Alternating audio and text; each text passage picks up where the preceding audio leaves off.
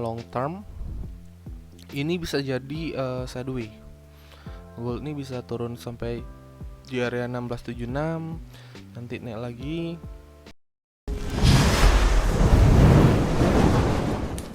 Friendline.co. Hai friends, kembali lagi bersama saya Yudi Puspa Yoga. So, hari ini kita akan langsung aja membuat money market review. Kita langsung aja masuk ke dalam chart. Nah, jadi di sini kita bisa melihat beberapa pair yang bisa kita pantau sebagai watchlist untuk minggu ini. Kebetulan di minggu kemarin juga saya sepertinya punya banyak kesibukan, dan sekarang kita bakal langsung membuat money market review. Nah, di sini pair pertama yang kita pantau adalah gold. Dimana gold ini kalau kita lihat dari daily time frame, di sini dia potensial membuat correction. Jadi dia di sini masih dalam phase konsolidasi. Nah, dari awal di sini kita udah ngelihat adanya breakout trend line. Lalu setelah dia breakout, ternyata breakoutnya rejection. Di sini ada support dan akhirnya dia membuat base. Nah, kalau yang saya lihat dari tren ini, potensial kalau untuk long term ini bisa jadi sideways. Gold ini bisa turun sampai di area 1676, nanti naik lagi, dan seterusnya sampai kedua zone ini di break salah satunya. Ini view untuk sementara aja, karena kita bakal fokus ke area base-nya ini. Nah, base ini potentially kalau misalkan dia naik sampai di area resisten di time frame yang lebih kecil dan dia reject, maka di sini ada potensial shortnya agak strong ya. Nah, coba kita lihat di weekly time frame. Di weekly time frame di sini kalau kita lihat candle yang saya kotakin ini, dia lebih cenderung ke bearish. Kenapa? Karena dengan adanya bearish yang candle terakhir ini yang gede, yang merah, terus setelah itu ada candle seperti doji, ya konsolidasi di time frame kecil. Nah, di sini juga kalau kita lihat ke kiri, di area ini lebih sering si gold ini membuat area base. Jadi potensial terbesar di sini kita bakal menunggu base ini di break, entah itu break resistance atau break support. Itu kalau view dari weekly.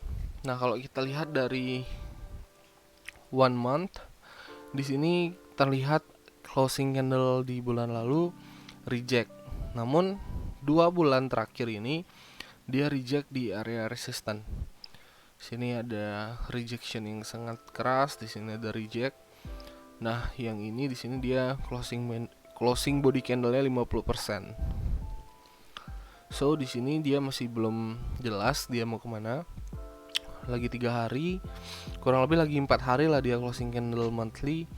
Kita akan lihat bagaimana reaksi dari si candlestick di monthly-nya ini. Nah, kita coba ke time frame yang lebih kecil. Kita coba ke 4 jam. Oke, kita coba ke 4 jam.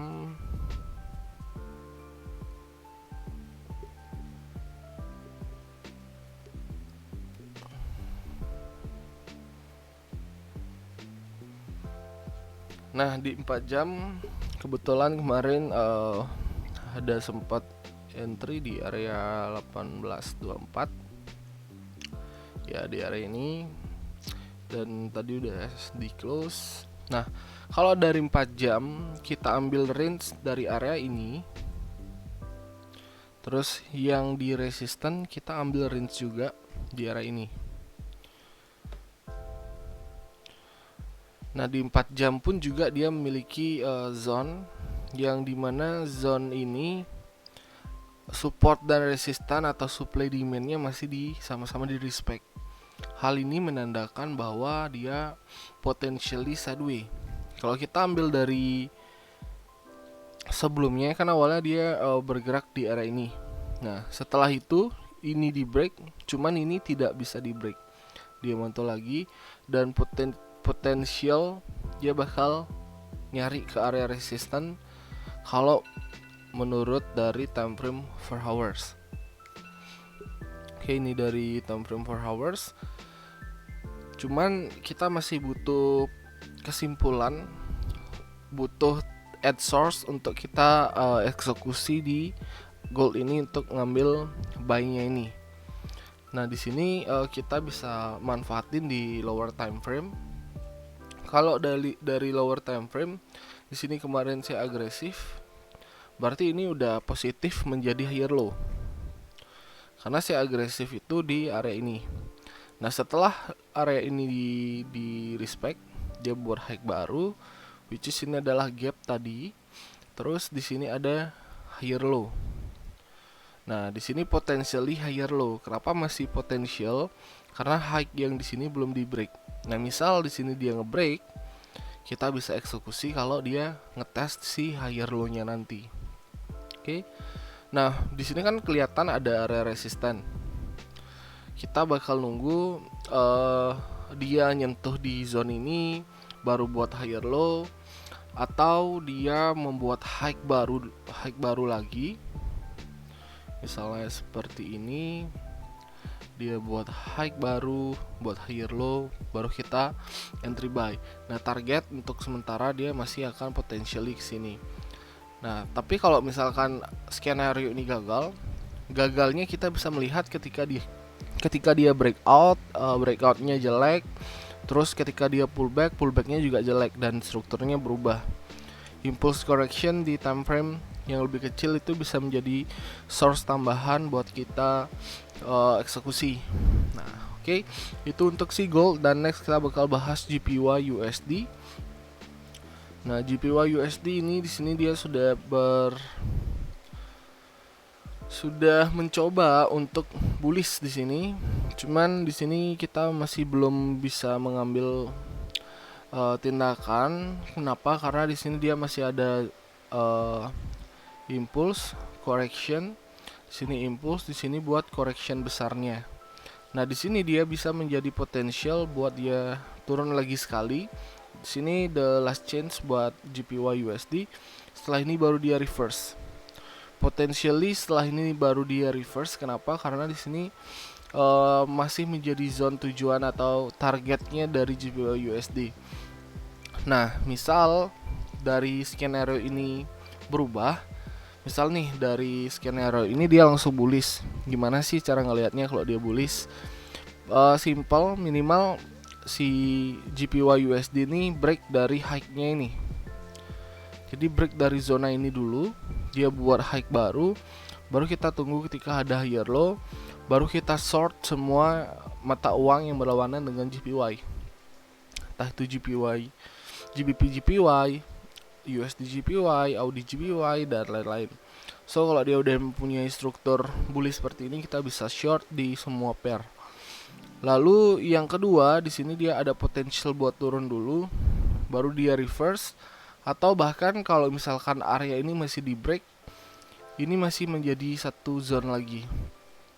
Area ini masih di break, kita masih punya zone lagi. Makanya di sini kita butuh kepastiannya itu adalah terbentuknya bullish trend di time frame daily atau di time frame per hour. Baru kita bisa eksekusi buat nge-short di semua pair yang isi JPY. Oke. Ini sekilas aja buat si JPY USD. Nah, kalau kita lihat dari sini, nah di sini dia masih dalam struktur bearish. Yang kita tunggu adalah dia membuat struktur bullish, baru kita bisa nge-short di lawan dari pair JPY ini. Karena kalau kita lihat, ini bisa kita bilang sebagai bearish trend yang cukup kuat banget. Jadi kita bakal menunggu sebuah confirm biar kita bisa nimbruk di sana untuk mencari buy.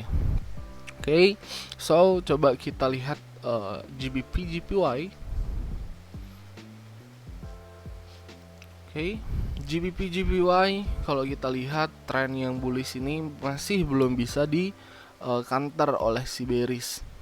Nah, dari sini awal mula dia bullish, di sini potentially dia membuat higher low, dan sekarang dia potentially membuat higher low juga. Kalau kita lihat dari daily time frame kan seperti ini ya, view dari daily time frame. Kalau kita hilangin, ini adalah area resisten dari si GBP JPY. Ini adalah area resisten. Nah, ketika resisten ini di break, dia bakal membuat high baru. Nah, terus di sini juga kita punya satu trend line yang potensial di hit oleh si GBP JPY. Oke, satu trend line yaitu di 175. Ini potentially di hit oleh si GBP JPY karena di sini dia bisa menjadi mencari tertouch dari satu pattern ini. Mungkin si GBP JPY bakal ngebuat ascending broadening wedge atau pattern reversal dari si trend bullish ini, dan juga mungkin di area ini adalah area yang cukup kuat juga di sini. Ketika dia ngebreak dari area ini, dia langsung reversal. Oke, teman-teman bisa lihat di sini. Ketika dia awal mula ini trend bullish, area ini di break, dia langsung reversal menjadi bearish di sini. Dan begitu juga sebaliknya, mungkin ini adalah area yang cukup bisa membuat si GBP JPY ini kembali ke dalam trend bearishnya. Oke, ini untuk GBP JPY, dan the last pair kita coba pantau si CAD JPY. CAD JPY juga sama, bullish trend untuk daily time frame. Terus kalau kita lihat dari weekly time frame, nah dari weekly time frame di sini dia sudah masuki area resisten. Oke, area resisten 1 2 3. Nah, di sini kalau kita zoom in, di sini masih ada lower high sebelumnya. Di sini masih ada all time high-nya dia di tahun ini, di tahun 2007. Nah, all time high 2007 di area ini. Setelah itu dia langsung bearish. Nah, karena di sini dia sudah break dari area trend line, dia break. Habis itu dia, kalau kita lihat di sini, masih memiliki area support kuat di sini. Support kuat ini belum bisa di break. Jadi di sini ada dua zone. Nah, potentially kalau kita lihat seperti ini, ada potensi dia bakal sideways. Kalau misalkan dia reject di sini, berarti dia potentially sideways. Kalau dari weekly time frame. Terus kalau kita lihat dari daily time frame, di sini kita bisa ambil sebagai titik awal mula dia impulsif. Ini impulsif banget. Setelah ada correction di sini, ini break langsung impulsif. Di sini ada resisten. Jadi resisten trend line dan resistannya ini di break. Lalu dia bullish kencang ini. Di sini juga dia history repeat itself. Dia buat correction lagi, langsung dia impulsif. Nah, di sini ada low, higher low, potentially higher low. Jadi kalau misalkan dia berhasil break dari area ini, area resisten sebelumnya, dan berhasil membuat higher low lagi, maka dia bisa potensial mencari resistennya ini di 117. Nah, 117 itu masih dari lower high di weekly time frame. Lower high yang membuat si CAD JPY ini turun sejauh ini. Nah, jadi dari sini yang pertama, kita bisa ambil potential tertouch-nya dia di sini. Jadi kalau misalkan ini di area trend line ini dia di reject ya, dia bisa potensial buat bearish. Nah, bearishnya kemana? Paling dekat mungkin ke area trend line, paling dekat. Nah, kita bakal lihat bagaimana respon dari si CAD JPY ini setelah dia menyentuh di area trend line ini. Dia respon nextnya itu dia bakal membuat correction atau dia bakal reverse. Jadi di sini bisa memberikan confirm kalau misalkan fix pattern ini jadi, maka dia bakal reversal dan potensial dari sideways di weekly time frame itu bakal jalan. Jadi semua pair-pairnya itu relate terhadap si Jepangnya itu sendiri. So mungkin itu aja MMR kali ini. Nggak cukup banyak, tapi kalau teman-teman bisa memantau salah satunya aja, kalian bisa ngantongin 100 pip minimal. So buat kalian yang mau eksekusi, jangan lupa menunggu confirm di time frame yang sering kalian gunakan. Nah, buat teman-teman ada satu info lagi buat teman-teman yang berada di Bali khususnya. Jadi kita bakal ada event di tanggal 17 Juli 2022, tempatnya di Tihap Canggu Bali. Jadi di sana kita bakal membahas blockchain, lalu kita bakal membahas pengenalan technical analysis, dan kita bakal sharing-sharing juga di sana. Tentunya event ini gratis. Kalian cukup langsung aja DM ke Instagram Friendline.co buat info selanjutnya. Nanti kita bakal jelasin apa aja persyaratannya buat join di sana. Jadi yang pasti ini nggak ngeluarin biaya sebesar pun. Oke, thank you for watching, dan jangan lupa di follow, subscribe di YouTube channel Friendline.co ini. See you on the next video.